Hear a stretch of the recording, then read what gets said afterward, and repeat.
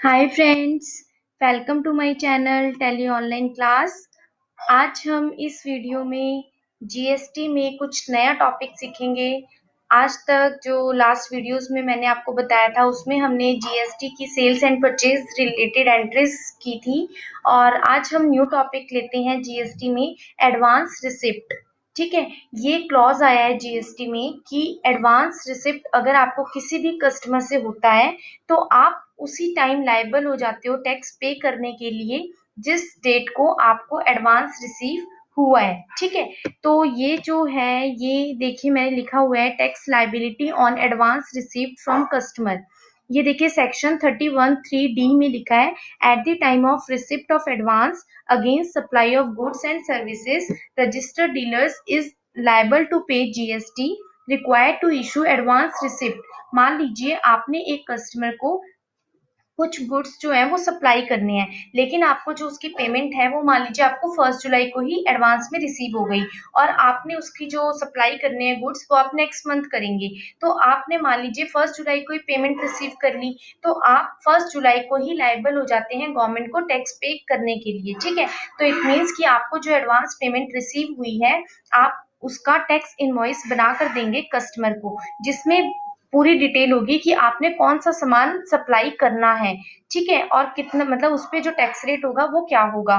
Tax rate depend करता है other states में और सेम स्टेट्स में। ठीक है, आईजीएसटी लगेगा अगर अदर स्टेट्स होगा, अगर सेम स्टेट होगा तो सीजीएसटी और एसजीएसटी होगा। तो वो डिपेंड करेगा आपके कस्टमर पे कि वो कौन से स्टेट में है।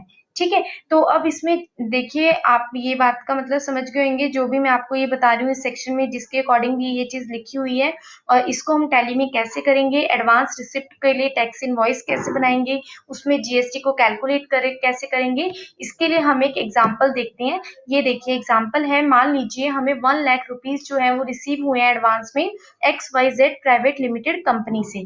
ठीक है, और इसका देखिए हमारे पास जीएसटीएन नंबर भी है। इस नंबर से हमें पता चलता है कि ये जो कंपनी है ये एक रजिस्टर्ड कंपनी है और इसको हमने 5 LCDs जो है वो सप्लाई करने हैं। अब सप्लाई करने के लिए हमें जो एडवांस पेमेंट रिसीव हो गई है वो हमें पहले ही होगी, तो मेरे को इसको टैक्स इनवॉइस बनाकर देना है इस कंपनी को, XYZ प्राइवेट लिमिटेड कंपनी को, जिसमें जो मैं इशू करूंगी इनवॉइस उसमें सारी डिटेल्स हो सप्लाई की। ठीक है, तो अब देखिए हम यहाँ पे टैली में कैसे इस एंट्री को करेंगे। इसके लिए देखिए मैंने एडवांस रिसिप्ट्स के नाम से ये कंपनी क्रिएट की हुई है और आपने सबसे पहले तो जीएसटी को इनेबल करना है। इनेबल करने के लिए हम यहाँ पे स्टैट्यूटरी एंड टैक्सेशन पे जाएंगे। यहाँ पे आपने enable goods and services tax को यस करना है, सेट ऑल्टर जीएसटी डिटेल्स को यस करना है। यहाँ पे स्टेट मेरा हरियाणा रहेगा। यहाँ पे मैंने अपना जीएसटीएन नंबर लिख लिया। ठीक है, और उसके बाद एप्लीकेबल फॉर्म में 1 जुलाई से ये एप्लीकेबल होगा, तो ये एज इट इज हमारी जो डिटेल्स हैं वो हमारी एज इट इज रहेंगी। ठीक है, उसके बाद अब आपने क्या किया, आपको एडवांस रिसीव हुआ है। ठीक है, तो हम क्या करेंगे, रिसिप्ट वाउचर में एंट्री कर लेंगे। आपने सबसे पहले ध्यान रखना है कि जब आप एंट्री करो तो एंट्री आपको 1 जुलाई के बाद की करनी है, मतलब जीएसटी एप्लीकेबल हो जाना चाहिए। अगर आप 1 जुलाई से पहले की एंट्री करेंगे तो वो आपका जो टैक्स है वो कैलकुलेट नहीं करेगा, जीएसटी कैलकुलेट नहीं होगा। ठीक है, तो यहाँ पे मैंने डेट देखिए 1 जुलाई ले रखा है और उसके बाद आपने रिसिप्ट वाउचर पे आके देखिए आपको एक नया वाउचर मिलता है। साइड में आप देखिए यहाँ पे मैंने देखिए यहाँ पे लिखा हुआ है एडवांस रिसिप्ट, यहाँ पे वी के नीचे जो है सिंगल लाइन है। इट मीन्स कि ऑल्ट वी के साथ आपको एडवांस रिसिप्ट का एक न्यू जो है वो लेजर यहाँ पे जो वाउचर है वो आपको मिल जाएगा। देखिए मैं यहाँ पे प्रेस करती हूँ ऑल्ट वी, तो यहाँ पे देखिए एडवांस रिसिप्ट लिखा हुआ आ गया। ठीक है, अब यहाँ पे अकाउंट में आप लिखेंगे कि आपको पेमेंट जो है वो किसके थ्रू रिसीव हुई है। मान लीजिए मेरे को जो चेक रिसीव मान लीजिए मुझे पेमेंट रिसीव हुई है वो मेरे को बैंक के थ्रू रिसीव हुई, तो मैंने इसको एक बैंक का लेजर क्रिएट कर लिया HDFC बैंक के नेम से। ठीक है, तो यहाँ पे हमने ये डिटेल्स में अकाउंट में HDFC बैंक ले लिया। ठीक है, अब उसके बाद यहाँ पे हमें पर्टिकुलर्स में लेना है कि किससे हमें पैसे रिसीव हुए हैं। तो यहाँ पे मैंने अभी आपको एग्जांपल में बताया था XYZ प्राइवेट लिमिटेड कंपनी से हमें रिसीव हुआ था।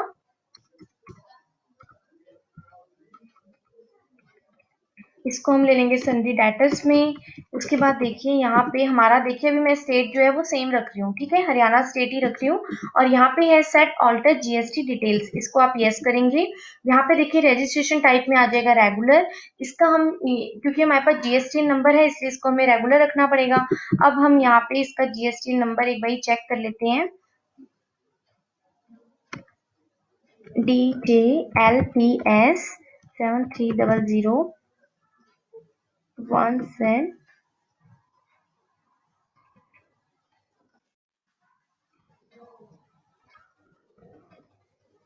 7300 के बाद एक बार इसको देख लेते हैं हम।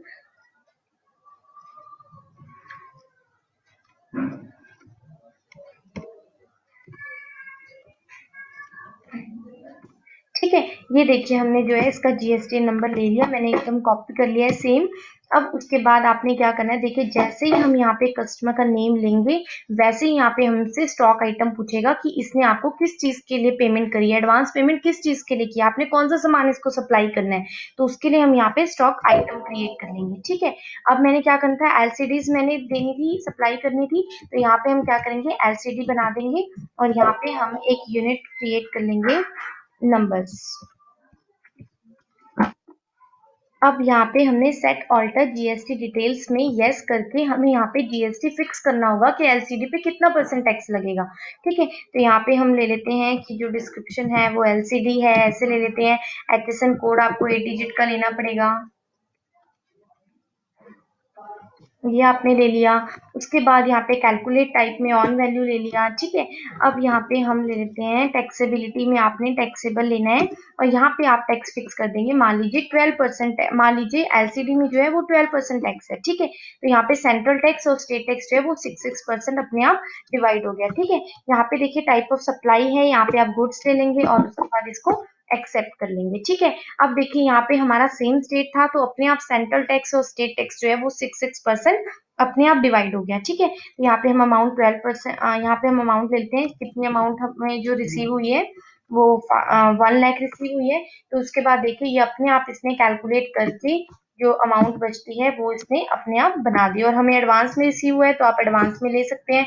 ड्यू डेट दे सकते हैं आपने कि भाई कब आप इसको सप्लाई करेंगे, तो आप यहाँ पे ड्यू डेट भी ले सकते हैं अगर आप बिल वाइज डिटेल के ऑप्शन को यूज कर रहे हैं तो। ठीक है, उसके बाद देखिए ये हमारे पास पूरी एंट्री जो है, यहाँ पे आप अपना बैंक का नेम लिख सकते हैं, डिटेल्स डाल सकते हैं और उसके बाद ये एंट्री हमारी एक्सेप्ट हो जाएगी।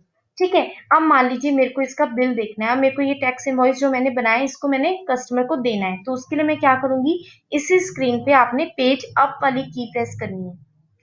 जब आप पेज अप वाली की प्रेस करेंगे तो आपके पास दोबारा से यही सेम वाउचर आ जाएगा। अब आप इसको क्या करेंगे, ऑल्ट प्लस करेंगे प्रिंट प्रीव्यू के लिए। ठीक है, प्रिंट निकालने के लिए, बट हम उसका एक बारी प्रीव्यू भी देखेंगे। तो प्रीव्यू अगर आपके पास यहाँ पे शो नहीं हो रहा होगा तो आप इसमें कर देना ऑल्ट प्लस आई। अगर आप ऑल्ट प्लस आई कर देंगे तो यहाँ पे देखिए आपके पास लिखा हुआ आ जाएगा विद प्रिंट प्रीव्यू। ठीक है, उसके बाद आप क्या करेंगे, एन प्रेस करेंगे, नो के लिए एन प्रेस करेंगे और यहाँ पे आएगा प्रिंट एडवांस रिसिप्ट, इसको आप यस कर देंगे।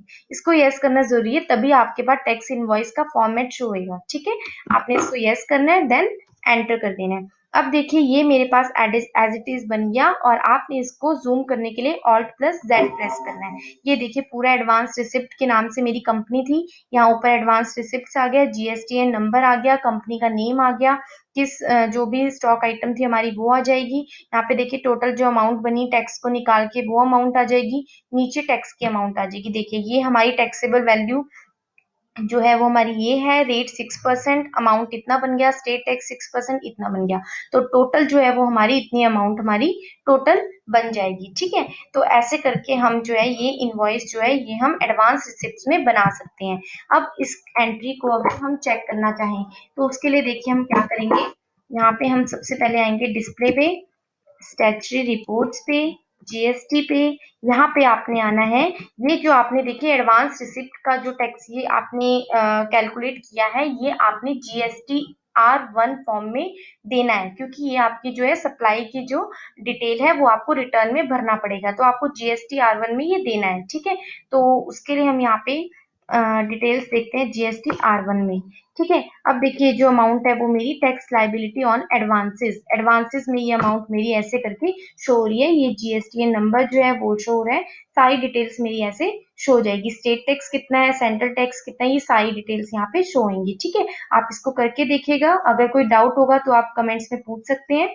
Thank you so much for watching my video.